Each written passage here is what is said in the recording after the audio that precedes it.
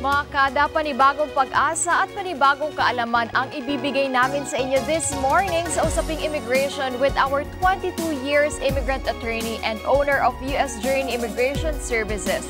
And live via Zoom, makakausap natin si Attorney Marlene Gonzalez. Good morning, Attorney Marlene. Welcome back sa Kada Umaga. Good morning, Emma. Attorney Marlene, last week na pag-usapan natin yung tungkol sa family members, pag-apply sa family members visa. Pwede ba tayo magkaroon ng konting recap about this one? Yung family members, kung hindi immediate relative, ibig sabihin kung hindi spouse or children under 21, mahabang pila para sa visa. Yun. Yun. At this morning, pag-uusapan naman natin, attorney, kung paano makapag-apply ng work-based, non-immigrant at immigrant visa. Ano pala yung difference nun, attorney? So, yung non-immigrant, papasok lang sila temporarily. Hindi, siguro mga for a period of 2 years, 3 years, gano'n. Yung isang example niyo, H1B. Yung H1B, pwede yun 2 years up to 6 years at a time. Yung H1B, mga specialty occupation, katulad ng mga computer specialists at saka even nurses, miski medtech, meron din. Pero pabalik yan. Ang ibig sabihin, temporary lang yung stay nila. Kailangan pala nila balik. Yan ang non-immigrant. Yan ang non-immigrant. So mga 2 to 6 years lang. Pero dire-diretso ba yun, attorney? Or pwede sila magpabalik-balik ng Pinas? Depende kung ulitin nila, ganon. Pero pwedeng tuloy-tuloy, pwedeng i-renew. Sa H1B, maximum yon 6 years. So pwede sila magstay ng hanggang 6 years sa US with Up their to 6 work. years. And then, dito naman po sa work-based immigrant visa, paano naman po ito? Yun, ang difference nun, yung immigrant visa, they are staying here permanently.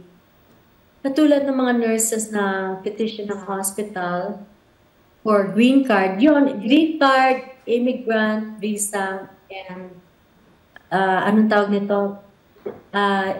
Lawful permanent resident status. They're all the same. That all means the same.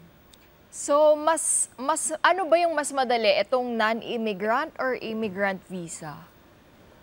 Ang mas madali, ang mas desired ng mga tao, no? Permanent residency. Madali naman yung non-immigrant. And then they can convert it to immigrant once they're here, ganon. Pero yeah, mas madali yung non-immigrant. Mas madali ang process for the non-immigrant visa. Tapos pagdating nila ng US, pag nakapag-work na sila, is it easy for them to get the immigrant visa? Yes, it's easier. As long as there's an employer. Parati ang key yung employer eh. Kasi yun ang hinahanap ng mga tao. Kung may employer na interested in petitioning for the immigrant visa, then mapapasok yun. Attorney, let's talk about naman the requirements kasi ang dami rin na mga kada natin gusto nang mag-apply, di ba? Ano ba yung mga requirements for this? So, ang general requirement nga, yung employer petition. Ngayon, yung ibang requirements depende sa title, sa position. Let's take nurses kasi marami tayong nurses. Sa nurses, kailangan nila yung nursing exam, yung NCLEX, yung IELTS, yung English proficiency test. And then they have to have the visa screen, which is pretty much na credential, na check yung credential nila, tsaka yung background nila. Yun ang primary requirements. Sa iba naman, katulad sa mga engineer, siyempre yung degree nila, importante yon. Kasi kailangan ng specialty occupation. yung degree, tsaka yung experience. Paano naman sa ano, kasi nabanggit mo kanina, attorney, yung computer specialist? Yeah, I just said that. Computer, what do they call it? Like Something to do business with the systems computer. analyst. Ang daming title di ba? Programmer. Yeah, Programmer. programmer. So, paano yun? Yes, Parang that's what same I lang din ba ng requirements, attorney? Yeah, so kailangan mag-bachelor's degree sila. Tapos may experience sila. Oh, yun pala. Kailangan ba any work? Kailangan ba may experience muna dito sa Pilipinas? Work experience bago sila makakuha ng visa to work there? For the most part. But some employers naman pwede mag-petition ng hindi kailangan, pero ang kailangan talaga yung degree. Halimbawa ako, attorney, kakagraduate ko lang, gustong-gusto ko nang mag-apply or magtrabaho dyan sa US, pwede na ba ako mag-apply, attorney? Pwede kung yung position mo, you have the degree for the position. And the employer isn't requiring experience kasi ititrain ka naman dito. So kapag Ang problema doon, Yes po. ang problema doon, may cap unless certain hospitals, ganun, para sa mga nurses, very limited yung H-1B. Kaya in that sense, medyo mas mahirap yung non-immigrant visas. Mas mahirap, pero saan pong part mas mahirap, attorney? Limited yung visas. Mas limited ang amount ng visa. Limited ang amount ng visa, pero ang process, mas madali siya kesa sa immigrant. Kung makapak. Yes. Yun.